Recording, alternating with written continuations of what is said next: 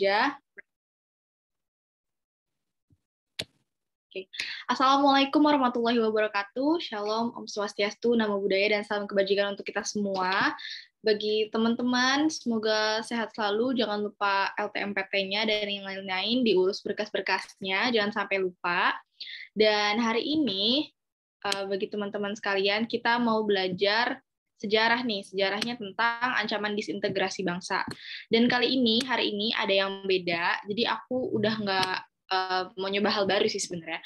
Aku nggak pakai PowerPoint, jadi aku pakainya Word gini, dan aku berharap kalau misalnya kayak gini juga bisa ningkatin keaktifan kalian. Jadi ini semua tuh masih kosong gitu. Aku juga mau minta pendapat kalian nantinya gimana. Jadi aku harap ini juga bisa memancing gitu. Nah, hari ini kita bakal belajar tentang ancaman disintegrasi bangsa.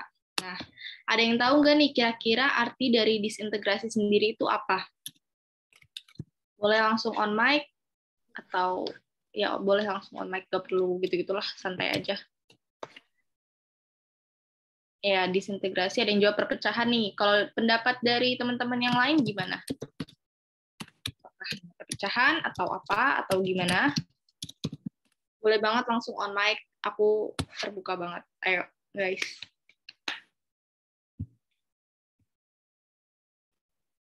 Ayo, ada lagi nggak nih yang mau jawab nih? Boleh banget langsung on mic.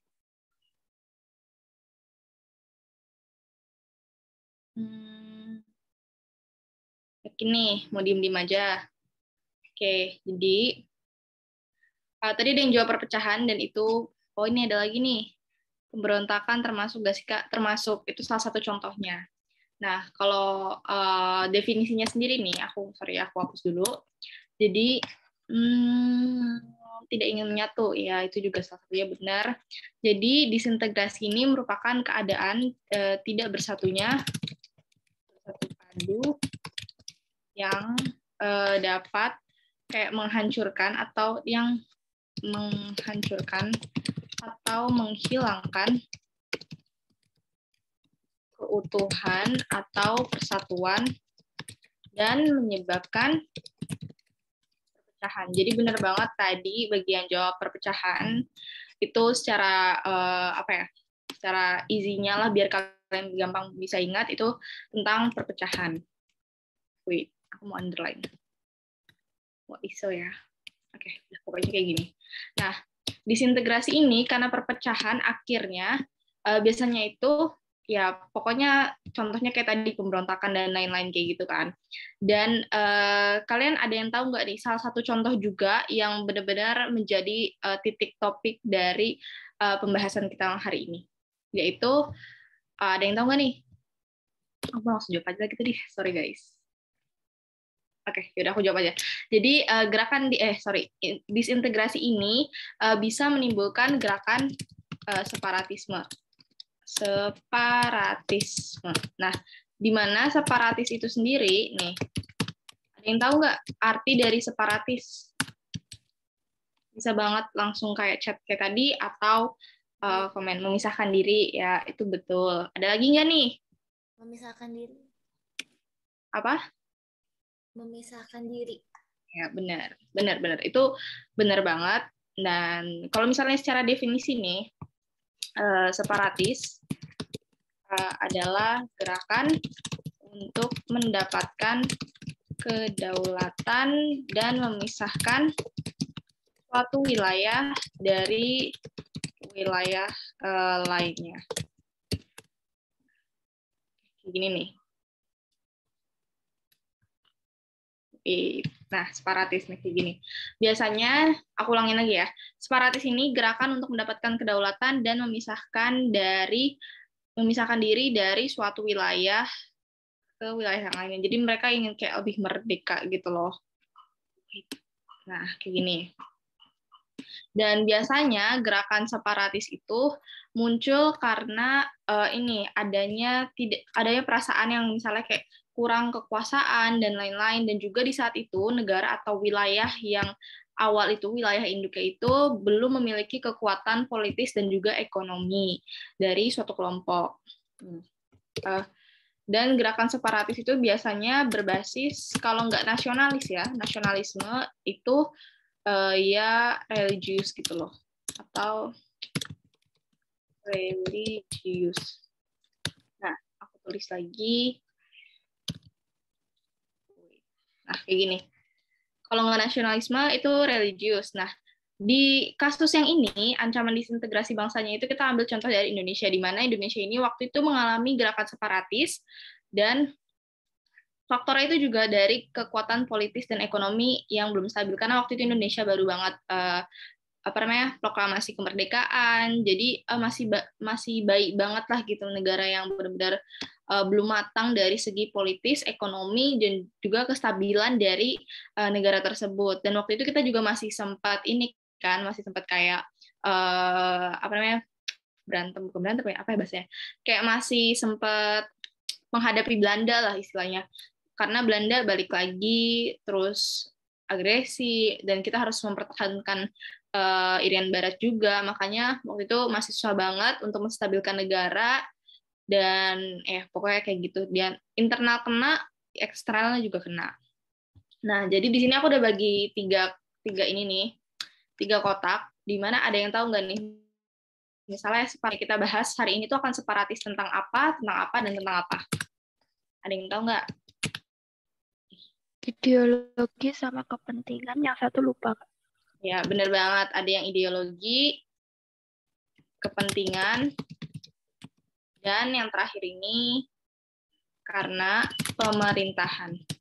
Untuk contoh dari gerakan yang berasal dari separatis ideologi, ada yang tahu nggak nih? PKI sama DITII. PKI, DITII, sama apa tadi yang jawab? Yang cowok? Ya, ada tadi. PKI.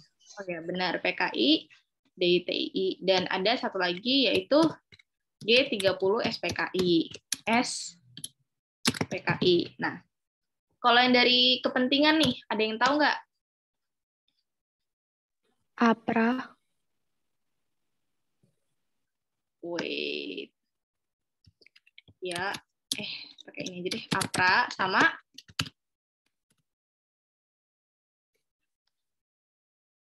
APRA. Andi Aziz.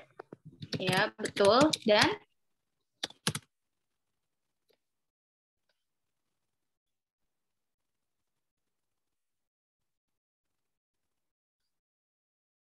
iya, nomor 1 sama 3 beda. Kalau ideologi itu karena benar-benar pahamnya gitu loh. Ada paham yang kayak bukan prasuki, kayak paham yang dianut oleh sebagian rakyat. Kalau misalnya pemerintahan itu karena pemerintahan itu mungkin, bukan mungkin sih, biasanya melakukan penyimpangan atau enggak kesalahan, atau enggak mengeluarkan kebijakan yang kadang kan menguntungkan, tetapi juga ada yang dirugikan seperti itu. Nah, jadi untuk kepentingan ini ada Andi Aziz dan juga RMS, yaitu Republik Maluku Selatan. Nih, ini. Jadi kalau ini PKI yang kita bahas kali ini, yang PKI ini tuh bakal membahas tentang PKI Madiun yang 1949.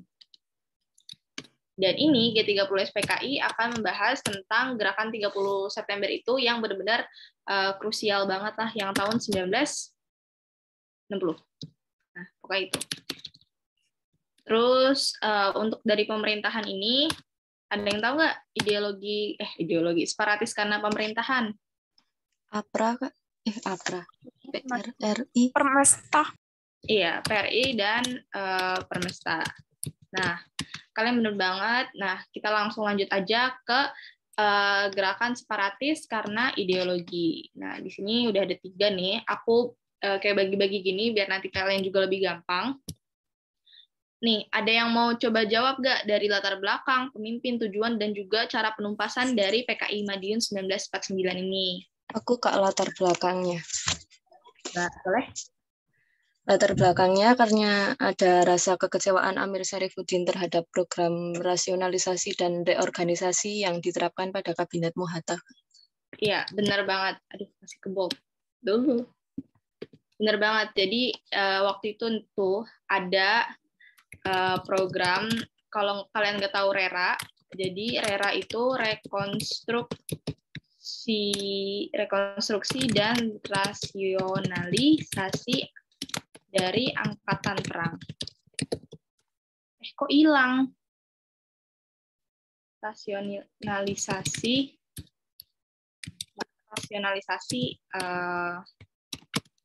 di angkatan perang, di mana hal itu membuat kader dari PKI di TNI semakin berkurang.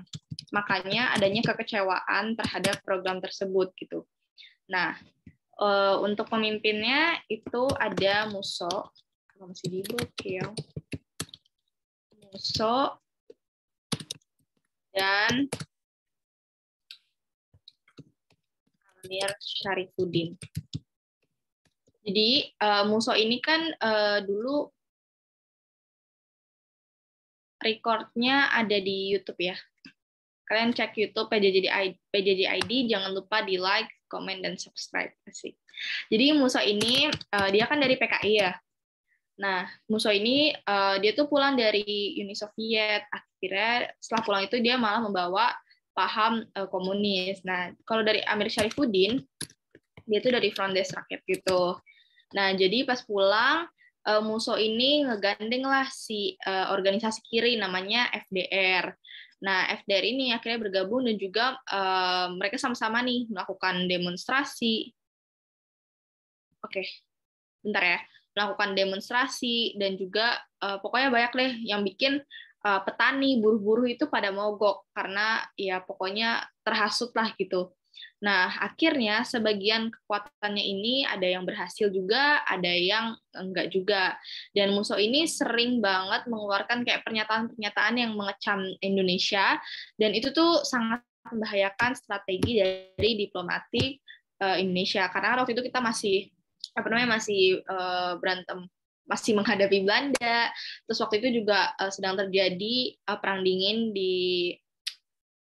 antara Uni Soviet dan juga Amerika Serikat, dan itu kan kita Indonesia tuh menganutnya politik luar negeri bebas aktif. Jadi kita tidak memihak, kita netral dan juga pokoknya sangat netral lah. Tapi kalau misalnya Musso mengeluarkan pernyataan-pernyataan ini dapat membahayakan strategi diplomatik Indonesia, karena Indonesia juga waktu itu masih perlu bantuan dari negara-negara yang lain. Nah, tujuannya yaitu untuk membentuk negara Republik Soviet Indonesia. Nah, gimana sih cara penumpasannya? Jadi, akhirnya nih ditumpas dengan gerakan operasi militer atau operasi militer 1 atau yang disingkat biasanya GOM 1. Nah, ini tuh gak cuma satu, karena pemberontakannya itu di Madiun dan juga itu meluas. Itu ada namanya dari Kolonel Gatot Subroto. Beliau ini menumpas di Jawa Tengah, dan juga Kolonel Sungkono. Beliau ini menumpas yang ada di Jawa Timur. Nah, kalau misalnya singkatnya kayak gini. Nah, kalau misalnya kalian mau cari yang panjang, itu kalian bisa banget cari jurnal referensi di Google, karena itu baik banget. Dulu aku SMA soalnya nyarinya di jurnal, jadi kayak ada pusing gitu.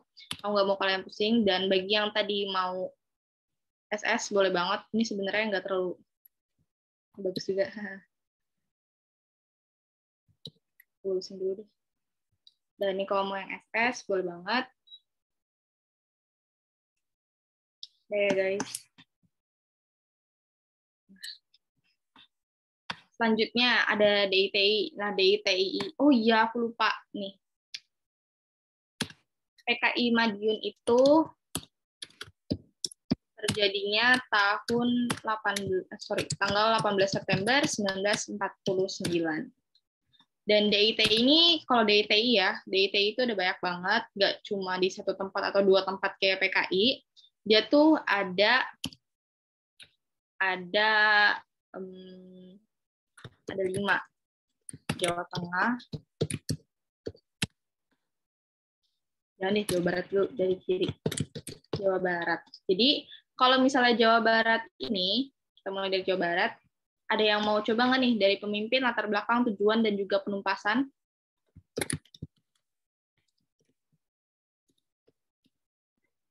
Aku pemimpinnya, Kak. Boleh banget. Pemimpinnya SM Kartosuwiryo. Iya, benar. Benar banget Kartosuwiryo. Aku latar belakangnya, Kak, mau coba. Boleh. Kekecewaan terhadap isi perjanjian Renville. Iya, itu juga benar. Benar. Kekecewaan terhadap perjanjian Renville. Kenapa Renville? Karena Renville itu benar-benar merugikan Indonesia. Jadi kan yang diakui di Renville itu yang diakui cuma aku lupa. Yang diakui itu cuma Jawa Tengah, Sumatera sama Sulawesi. Manado. Mana ya? Aku lupa. Pokoknya sorry, aku lupa. Madura. Iya, kenapa? Boleh. Tujuannya, Kak. Iya, boleh.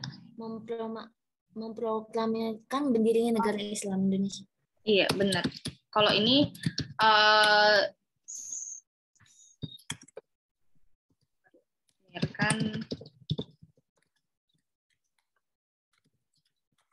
jadi kalau misalnya DITI yang Jawa Barat ini benar-benar fokusnya itu untuk mendirikan negara Islam Indonesia. Tapi kalau misalnya nanti DITI yang lain itu beda lagi tujuannya. Dan ini aku langsung aja.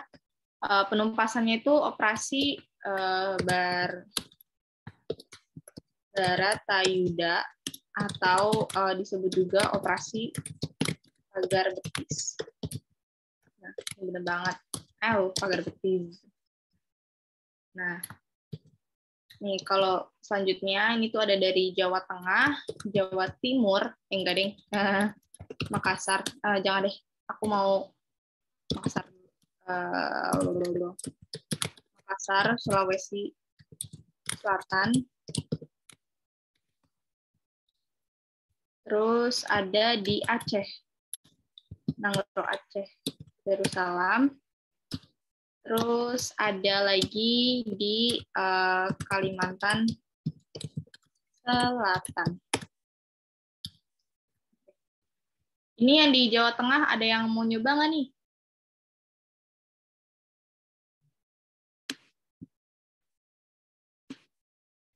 Itu yang di Jawa Tengah pemimpinnya masih sama Kartosuwiryo ya, Kak? Bukan. Jadi kalau yang di Jawa Tengah ini pemimpinnya namanya Amir Fatah. Jadi ini kalau di Jawa Barat ini terjadinya 7 Agustus tahun 1949.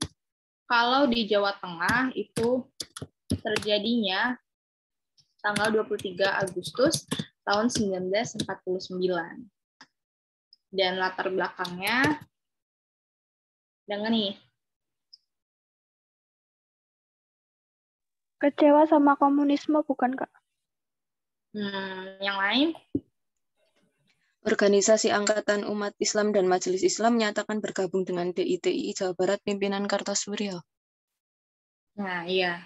Jadi Jawa Tengah ini merasa kayak Kartosuwiryo itu kayak bener juga. Sebenarnya mereka bukan mencoba sih, mereka menggabungkan diri itu.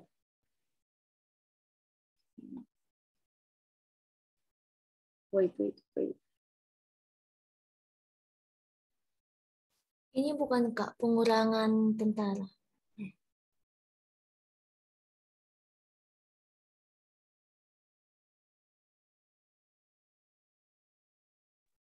Nah, kalau pengurangan tentara itu nanti di DITI yang di bawah-bawah itu, yang di bawah selanjutnya. Jadi tadi benar banget di latar belakang ada yang bilang pokoknya intinya tuh persamaan ideologi. Jadi mereka gabung gitu kan, persamaan ideologi antara si Amir dengan si Kartosuwiryo ini. Nah, tujuannya ya nanti file aku share. Tujuannya yaitu ada nggak? Sebenarnya sama aja sih. Tujuannya negara Islam juga. Jadi kalau untuk penumpasannya, ini aku singkat aja ya. OM. OM itu operasi militer. Operasi militer gerakan dan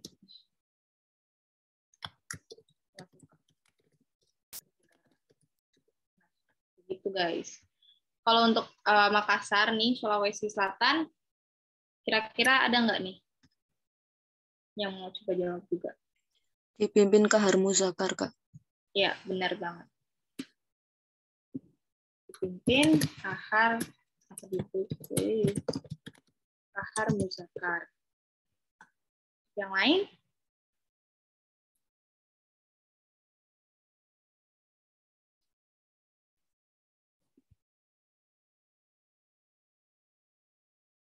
Latar belakangnya karena Kahar Muzakar berambisi untuk mendapatkan posisi di APRIS.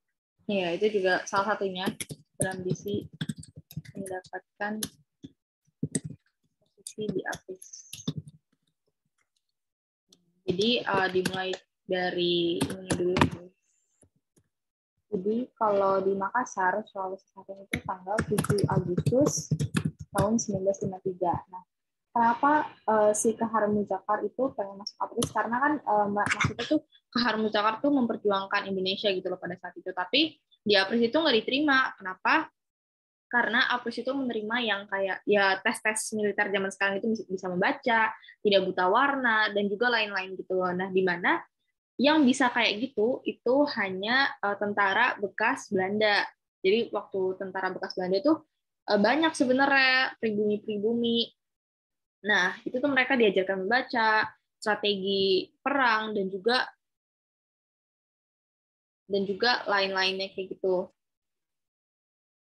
Nah, habis itu diajarkan lain-lainnya tidak membaca, pokoknya bisa segala macam lah untuk skill set sebagai tentara militer. Nah, tapi Kahar Muzakar dan kelompok-kelompoknya itu belum bisa membaca, belum bisa ini, belum bisa itu. Pokoknya mereka tidak mempunyai skill set yang dapat menunjang mereka untuk menjadi tentara Indonesia pada saat itu. Nah, akhirnya marah. Marah kenapa? Karena mereka merasa mereka yang memperjuangkan Indonesia loh, tapi kenapa saya nggak diterima? Tapi kenapa tentara-tentara bekas Belanda itu yang mendukung Belanda malah diterima? Karena cuma mereka bisa baca, bisa ini, bisa itu, kayak gitu. Nah, habis itu tujuannya itu benar KGSS ingin masuk APRIS, jadi nggak bisa, tapi dia pengen masuk gitu. Nah, untuk penumpasannya itu ada operasi militer Umpas. Gitu. Nah, ini untuk selanjutnya untuk Aceh. Ada yang mau nyoba? Aku latar belakangnya. Boleh. Karena status karesidenan Aceh itu diturunkan menjadi Provinsi Sumatera Utara. Boleh, benar-benar. Turunnya status Aceh menjadi karesidenan. Nah, gitu. Untuk pemimpinnya, jangan nih. Daud Berh, Kak. Daud Berh. Oke.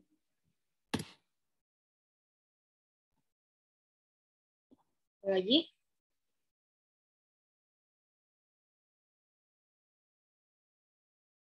Penumpasan dengan musyawarah Kak Mukerah. Benar.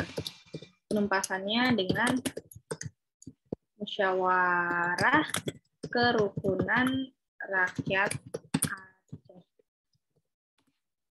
Benar. Kalau tujuannya ini udah jelas ya dari latar belakangnya, mereka nggak mau kalau Aceh ini menjadi karesidenan. Tuh. Dan ini tanggal 20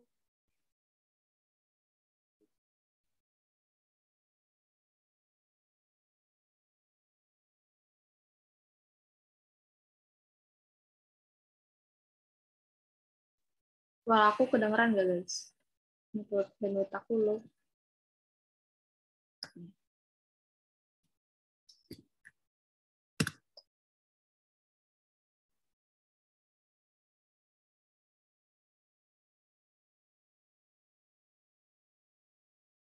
Halo, kedengeran nggak? Ini gerak nggak? Gerak lah ya.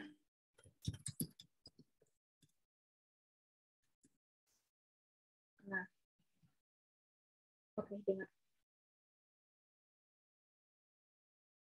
Nah,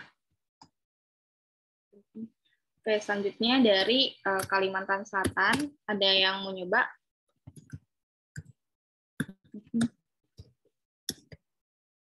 Pemimpinnya Ibnu Hajar, Kak. Iya benar, pemimpinnya Ibnu Hajar. Dari latar belakang atau tujuan? Ibnu Hajar membentuk KRYT dan menyatakan bergabung dengan NII. Nah, KRYT dan penumpasannya itu dengan operasi militer Juli 1963. Akhirnya rata-rata nih mereka semua yang memberontak itu dihukum mati. Jadi Ibnu Hajar ini termasuk susah sih untuk ditangkap karena waktu itu Kalimantan masih kayak hutan-hutan gitu. Jadi mereka sembunyinya di hutan-hutan. Dan itu rada susah untuk nangkep. Aku pernah baca jurnal itu, jurnal apa ya? Pokoknya ada jurnal UIN kalau nggak salah. Itu pokoknya Ibnu Hajar tuh kayak gitu. Tapi Ibnu Hajar tuh nggak cuma kayak benar-benar pengen bunuh-bunuh atau karena pembentukan demi kepentingan dia gitu, enggak. Tapi mereka juga, aku pernah baca kalau misalnya mereka itu kan di hutan-hutan gitu, ada desa-desa gitu, mereka juga diajarkan ngaji dan lain-lain. Tapi mungkin memang ada beberapa yang kayak diserang kayak gitu-gitu. Nah, selanjutnya ini dari G30 SPKI. Nah, kalau G30 SPKI ini sebenarnya latar belakangnya masih bukan latar belakang sih, lebih tepatnya karena apanya itu ya benar sih. Karena apanya itu masih belum ditemukan karena sebenarnya itu ada 7 versi dari pendapat para ahli gitu. Jadi karena kayak simpang siur gitu loh dari dalangnya itu siapa. Jadi yang pertama itu ada kalau misalnya itu si dalangnya itu PKI itu sendiri, jadi murni karena PKI-nya memang pengen melakukan hal tersebut. Selanjutnya karena CIA, jadi CIA itu kayak turut ikut campur juga gitu, jadi kayak bilang kalau CIA ini bilang ke salah satu militer Indonesia itu kayak mengirimkan surat gitu bahwa Soekarno ini telah dipakai komunis dan lain-lain. Jadi kan mereka nggak mau gitu. Selanjutnya ada memang konflik internal dari Angkatan Darat itu sendiri. Selanjutnya, ini yang versi yang paling biasanya paling rame, yaitu adanya dalangnya itu Soekarno dan dalangnya Soeharto. Dalangnya Soekarno karena Soekarno saat itu sedang chaos gitu. Kalau Soeharto itu pengen apa ya, versinya itu mendapatkan kekuasaan, jadi akhirnya dikudeta, gitu-gitulah. Nah, selanjutnya ini ada teori chaos. Jadi teori chaos ini benar-benar nggak ada dalang utama. Jadi emang murni pure kayak gitu, tiba-tiba terjadi PKI-nya sendiri. Nah, selanjutnya pertemuan Inggris dan Amerika di Malaysia. Jadi, pokoknya ada 7 versi gitu. Nah, untuk pemimpinnya ada yang tahu nggak nih?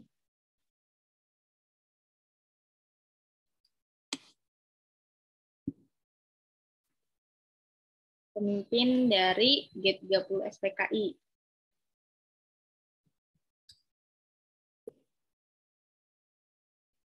Musuh ya, Kak? Bukan, guys. Aidit bukan, Mbak? Benar, benar banget. Jadi pemimpinnya itu Aidit. Nah, ini aku mau namain di sini pahlawan revolusi. Pahlawan revolusi ada berapa, yo? Ada yang inget nggak?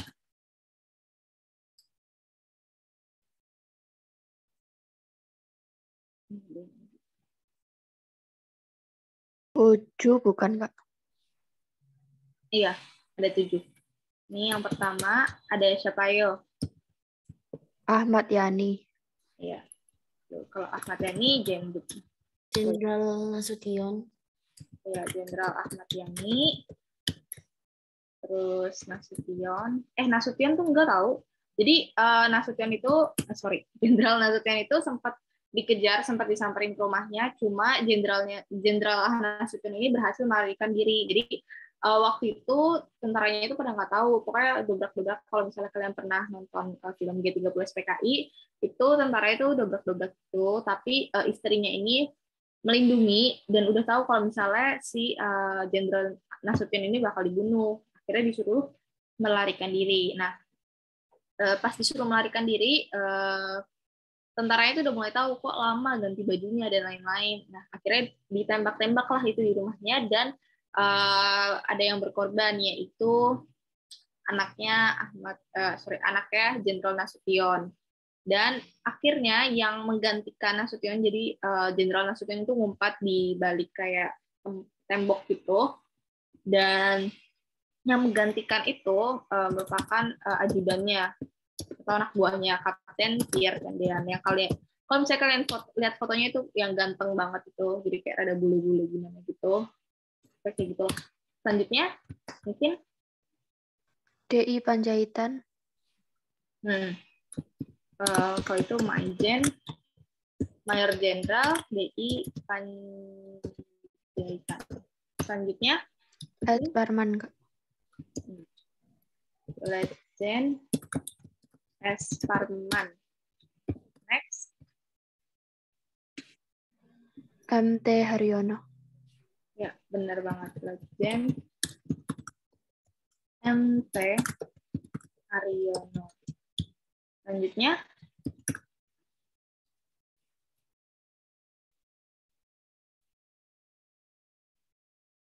Sutoyo sama Suprapto. Iya, benar banget. Sutoyo sama Letjen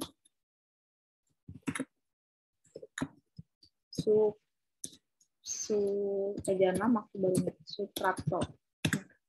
Letjen Sutojo Siswominarjo. Ganti. Letjen Sutojo Siswominarjo. Nah, ini yang disebut dengan pahlawan revolusi. Jadi kalian harus ingat ini, karena bisa ini keluar sih. Gitu. Selanjutnya kita masuk ke gerakan separatis karena kepentingan. Kita mulai dari APRA dulu. Mungkin ada yang tahu APRA itu singkatan dari apa atau artinya? Angkatan Perang Ratu Adil. Benar banget. Angkatan Perang Ratu Adil. Jadi APRA ini terjadinya tanggal 23 Januari 1950. Dari latar belakang nih, ada yang mau nyoba nggak? Atau pemimpin tujuan penumpasan bebas? Pemimpinnya Raymond Westerling. Benar banget. Pemimpinnya Raymond Westerling, dan ada lagi nih. Sultan Hamid II. Benar banget, Sultan Hamid II. Selanjutnya, yang lain nih. Ada yang mau nggak mencoba?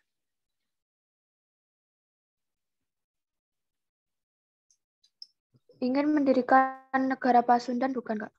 Iya, benar banget. Tapi lebih ke ingin mendirikan dan mempertahankan juga. Mempertahankan negara Pasundan. Jadi mereka ingin mempertahankan negara Pasundan ini dan juga mendirikan sebagai negara federal, dan juga APRA-nya ini menjadi tentara Pasundan. Nah, selanjutnya kita dari latar belakangnya dulu. Dari latar belakangnya yaitu lebih ke memanfaatkan kepercayaan rakyat. Kenapa kepercayaan rakyat? Karena zaman dulu rakyat ada yang percaya dari ramalan Jayabaya itu Jayabaya itu akan ada atau datangnya Ratu Adil. Ratu Adil. Di mana Ratu Adil ini diharapkan atau di ramalannya itu membawa kemakmuran. Dan untuk penumpasannya ini ada operasi militer tahun 1950. Selanjutnya nih guys, dari Andi Aziz.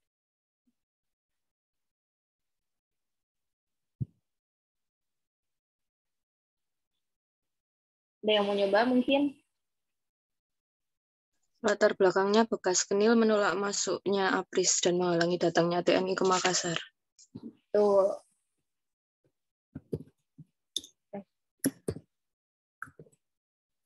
TNI dan melarang APRIS atau yang APRIS atau yang pokoknya yang ada unsur TNI-TNI-nya itu dilarang datang ke Indonesia Timur.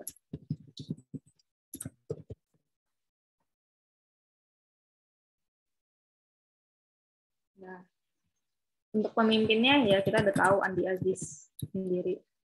Dan tujuannya itu karena APRIS dilarang datang ke Indonesia Timur, bagian timur itu udah jelas banget bahwa ingin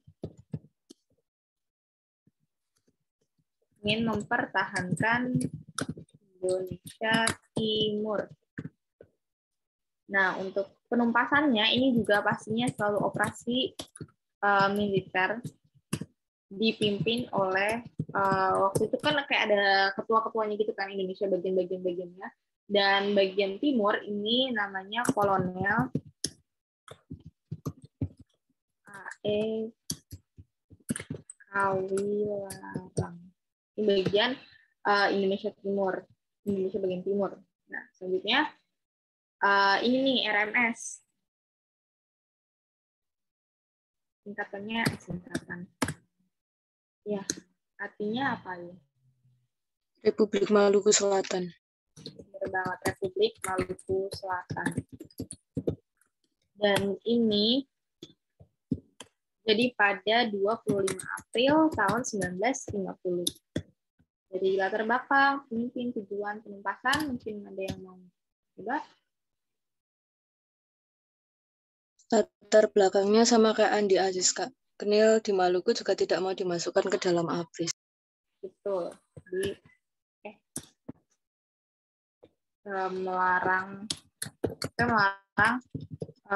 unsur APRIS. Kalau kita bilangnya sekarang TNI lah gitu. Dan juga lebih ke penolakan adanya penggabungan dari wilayah di Indonesia. Jadi kayak menolak itu dia pengen mendirikan sendiri Republik Maluku Selatan. Nah, untuk pemimpinnya ini namanya panjang banget, cuma biasanya guru-guru disingkat namanya jadi ada yang tahu? Sumokil. Iya, benar. R. Stephen Sumokil.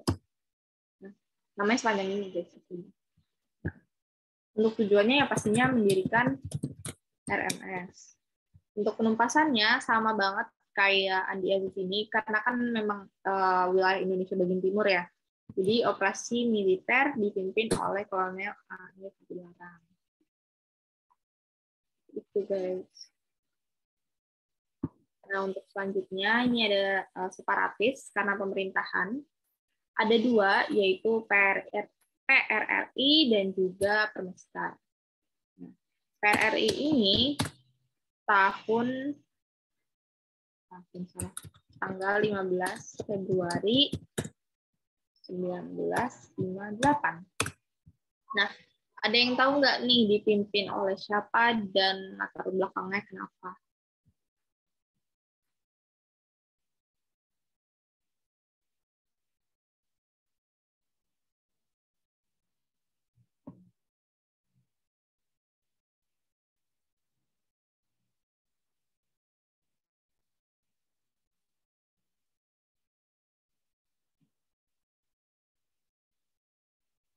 Oke, sorry. Sorry.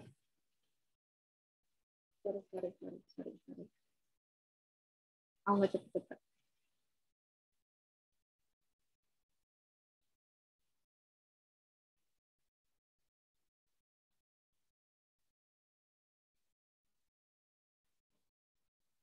Raymond Westerling itu dari Belanda, jadi kayak udah ketahuan gitu dari namanya.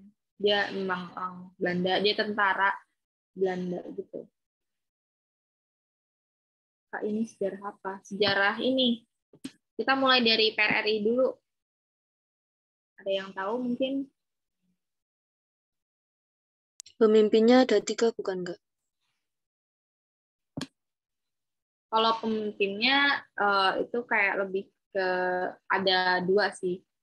Tahu aku ada 2, dan tapi PRRI ini memang mempunyai dewan-dewan gitu, di mana dewan-dewannya juga dewan-dewan wilayah gitu, dan dipimpin oleh setiap daerah itu ada 1 orang. Ahmad Hussein sama HNV-nya. Jadi pemimpin itu Ahmad Hussein dan Syarifuddin Prawira Negara. Nah, kita di sini aja dulu. Jadi PRRI itu latar belakangnya ada yang mau nyoba nggak nih? Ini sama sih sebenarnya PRRI dan Permesta latar belakangnya. Sentimen antara Jawa dan luar Jawa. Iya, itu benar-benar. Jadi itu kayak lebih singkatnya gitu. Kalau misalnya kalian mengingat sentimen terhadap Pulau Jawa, karena kenapa? Karena Pulau Jawa ini pembangunannya lebih cepat gitu dibanding yang di luar Jawa. Tapi kalau misalnya latar belakang yang kayak jawaban propernya itu adanya ketidakpuasan beberapa daerah di contohnya Sumatera dan juga Sulawesi terhadap alokasi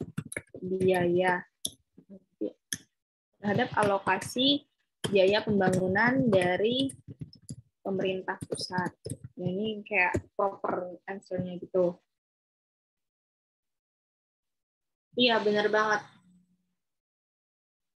Jadi biaya pembangunan dari pemerintah pusat. Jadi kayak memang lebih terpusat kan di Pulau Jawa, sampai sekarang juga masih sangat terpusat dari Pulau Jawa. Tapi kalau misalnya kalian lihat juga Pulau Jawa itu nggak semerata, itu nggak gitu. Tapi kalau misalnya dibandingkan daerah yang di luar Jawa itu emang ya. Misalnya nih, kalau kalian sadar setidak meratanya bahkan di wilayah Jakarta aja itu benar-benar nggak merata.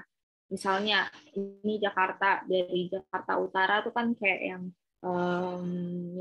ya pokoknya rapi, tertata, bagus. Jakarta Pusat, kalau misalnya kalian kayak lihat HI ataupun Harmoni, itu kan bagus-bagus tuh, maksudnya kayak udah di Singapura, kayak jalanan HI, terus Tosari itu benar-benar udah kayak di Singapura, udah kayak Orchard itulah. Tapi kalau misalnya coba kalian nanti kayak turun ke Fatmawati, ke Lebak Bulus, ke Ben Hill, terus itu kan udah mulai turun, udah kayak cuma gedung-gedung biasa. Even kalau misalnya nanti kalian tiba-tiba ke Jakarta Timur, itu kan biasanya kan Jakarta Timur kayak ya gitulah, kalian tahu Rawamangun dan sekitarnya kayak gimana. Jadi kayak sebenarnya di wilayah Jawa dan Jakarta sendiri itu juga kurang merata sih pembangunannya.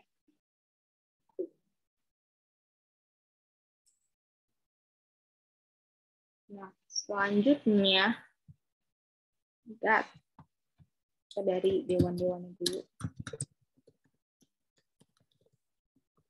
Dewan-dewan PRRI. Yang pertama itu ada Dewan Banteng, yang kedua Dewan Gajah, yang ketiga Dewan Manguni. Jadi Dewan Banteng ini adanya di Sumatera Barat, dipimpin oleh Kolonel Ahmad Hussein. Kalau Dewan Gajah itu adanya di Manado, dipimpin oleh Letkol Venje. Aku juga nggak tahu cara baca, cuma ini lebih kayak ke Belanda gitu, jadi aku baca Venje Sumuang. Kemudian ada Dewan Manguni. Kalau Dewan Manguni ini di Sumatera Selatan. Jadi dipimpinnya oleh Letkol Darlia. Nah, ini dewan-dewan dari PRRI.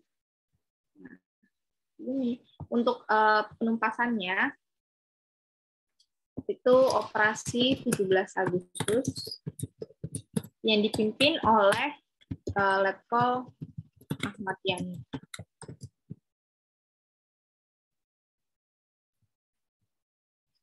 Dan kemudian ini kita masuk ke Permesta.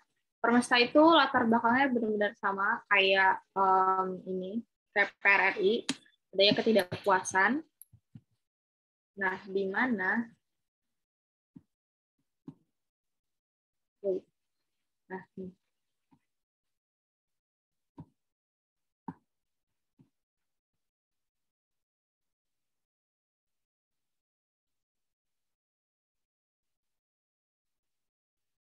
Ini udah bener belum sih? Jadi Permesta ini sama banget karena tidak puas di pulau apa terlalu inilah di lokasi Pulau Jawa itu, dan juga ini aku ada yang nulis.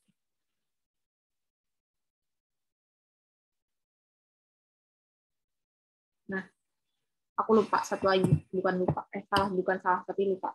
Sorry guys, di bawah aja deh. Yang keempat, ini ada kolonel dari Maludin Simbolon, yaitu Dewan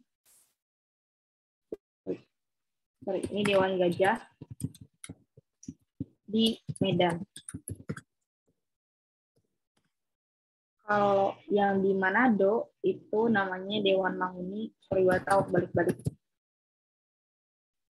Kemudian kalau yang di Letkol Baria itu Dewan Garuda. Sorry ya. Dewan Garuda. Dewan-dewan dari PRRI.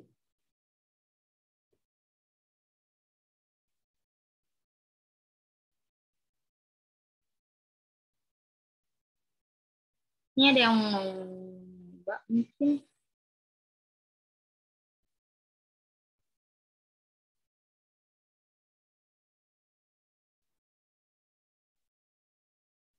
Yang mencoba nggak?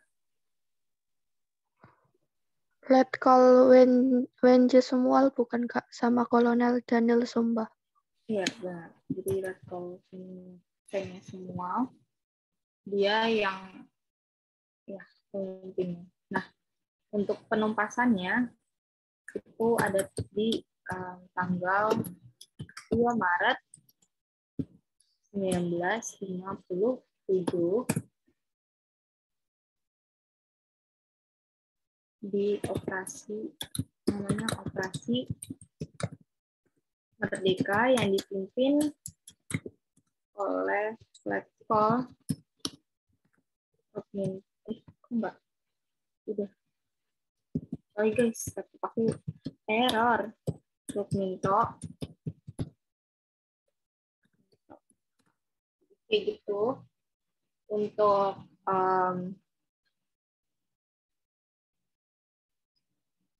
materinya ini aku save.